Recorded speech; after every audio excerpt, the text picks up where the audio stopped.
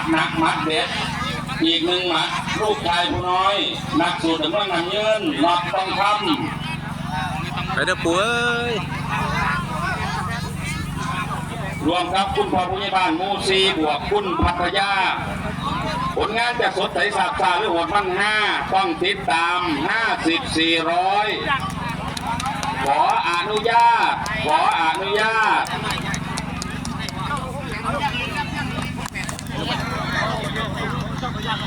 ฟังไฟพร้อมคนพร้อมขึ้นสูง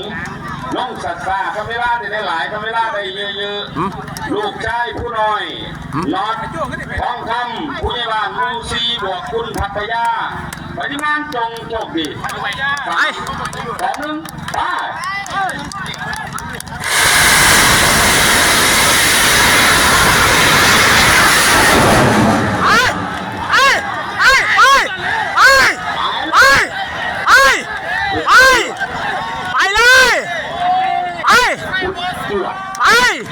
เสียเวลาไปการเดินทางดีนะครับในจังหวะแรกสปีดฐานเราทำไปไกล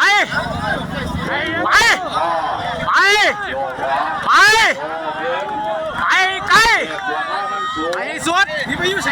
ไปให้สุดฟ้องไปอีกไปอีก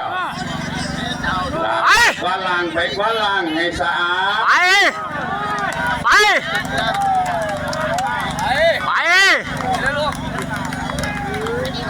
ดังหัวไฟแย้ม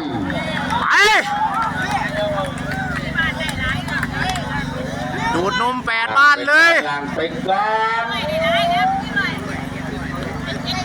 น็อตทองคำ